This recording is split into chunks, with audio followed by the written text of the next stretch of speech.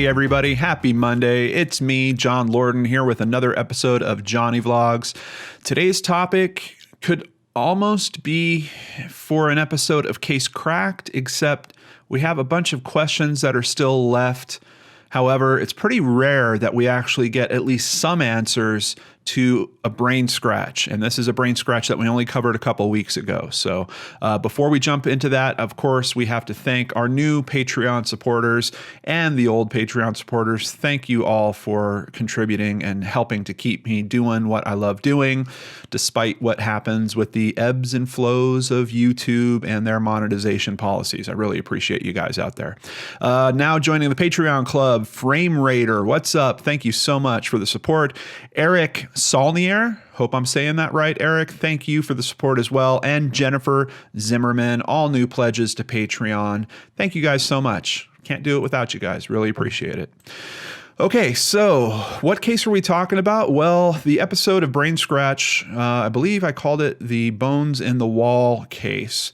It is about a woman named Mary Cerruti, and here is an image of her just to give you a bit of a refresher. If I recall correctly, she was 61 years old when she went missing. Her neighbors noticed that like her yard was starting to get overgrown, that there was one of her front windows was broken, that all the cats that she was taking care of seemed to be dead in the house. A lot of very strange things. The home goes into foreclosure and someone buys the home, has some parts of it remodeled, and then discover that there are remains in the wall of the house. And even by the end of the episode of Brainscratch, I was already fairly confident that the bones seemed to be Mary because they were found with glasses that she was known to wear as well. From what I understand, there was glasses, there were shoes down there, and scraps of clothing, but not a whole lot of clothing. However, they didn't have a firm identification on the bones that were found there. That has changed just this past week. So let's go ahead and take a look at some articles here. Jumping over to newser.com. Years after Houston resident Mary Cerruti seemingly disappeared, authorities have confirmed it was her skeleton discovered in the wall of her former home.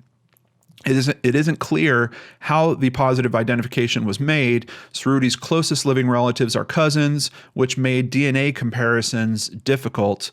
A cause of death couldn't be determined from Cerruti's decomposed remains, but police say foul play isn't suspected.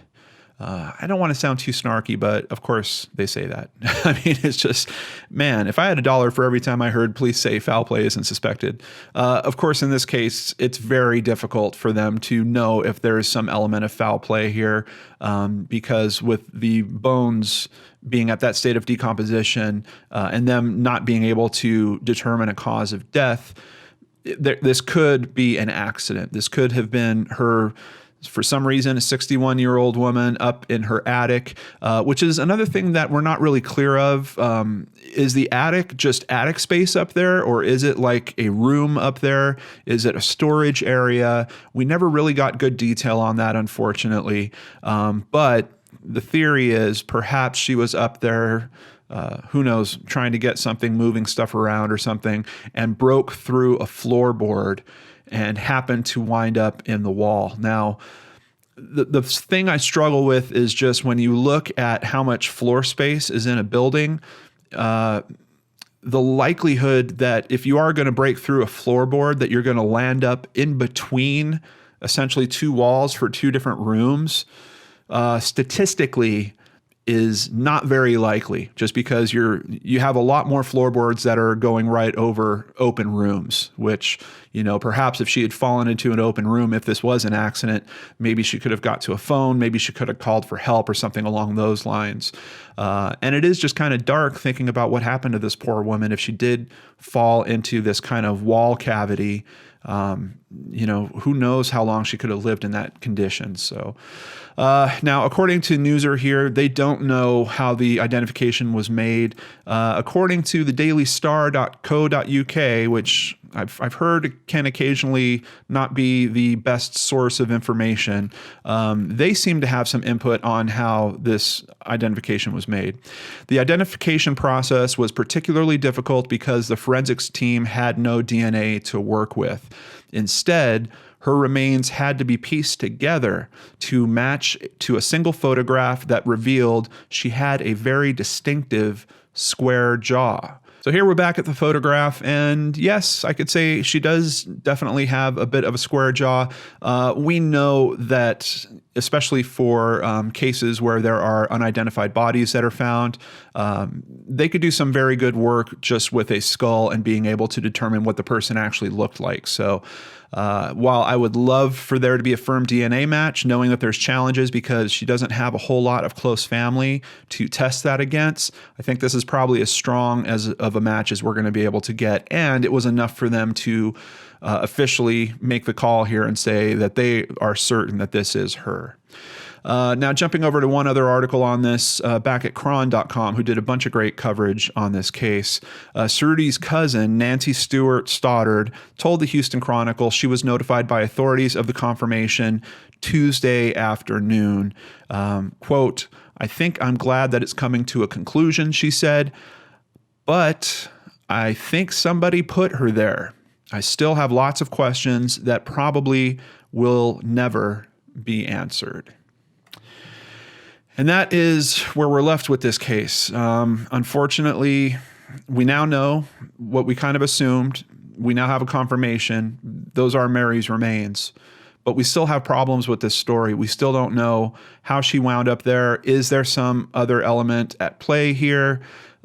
We don't know because the home was never treated as a crime scene. We had people that went in there. I'm sure they cleared all her stuff out. Who knows what state they thought the house was in. If there was a struggle, would they have even noticed? I mean, she had, I think, about 8 cats running around that place. I'm sure they were knocking stuff over. So there could have been a lot of confusion if someone walked into that scene in terms of understanding if there was some type of fight or occurrence that had happened in there. And like I said, without us understanding what that room, the attic space, how it was being used, particularly by Mary, does it make sense for her to have gone up there? It's a tough question to answer.